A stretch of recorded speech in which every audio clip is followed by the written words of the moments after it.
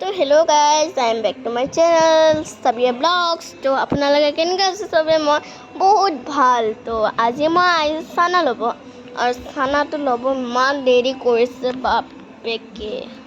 তো এতিয়া মই কৈ আছোঁ যে এতিয়া আমি ঘৰত যাম। ঘৰত যাই কাৰণে তাৰপিছত অলপ ফ্ৰেছ হ'ম। ফ্ৰেছ হৈ কাৰণে হেৰি কৰিব লাগিব, অলপ ফুৰি যাম। তো মই গৈছোঁ আজি ফাৰ্ষ্ট টাইম কৰিছোঁ ন, ইমান লাজ লাগিছে মোৰ, মানুহবিলাকে ইমান চাই। তো মই গৈ আছোঁ, আৰু কি হ'ব, মানুহৰ কামটো কৰি থাকিব হয়নে? কি হৈছে না ভয় লাগি আছে। তো মোবাইলটো মই আজি ফাৰ্ষ্ট টাইম এনেকৈ ধৰিছোঁ বাহিৰত। তো এনেকুৱা গৈ আছোঁ, এতিয়া ঘৰ পামেই আৰু ইমান দেৰি নাই। তো এতিয়া আমি পাইছোঁ উজান বজাৰৰ পৰা যাম মোৰ ঘৰ আমবাৰী পাম আৰু।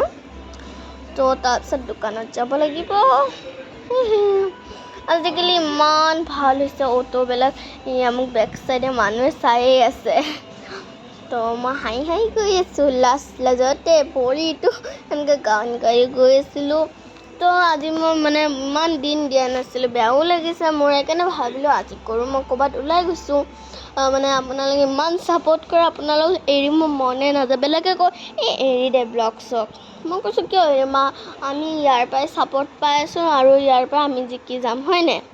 তো এতিয়া মই গৈ পালোৱে চাগে। এইটো হ'ল আমাৰ এই যে মন্দিৰটো আছে, উগ্ৰতাৰা মন্দিৰটো।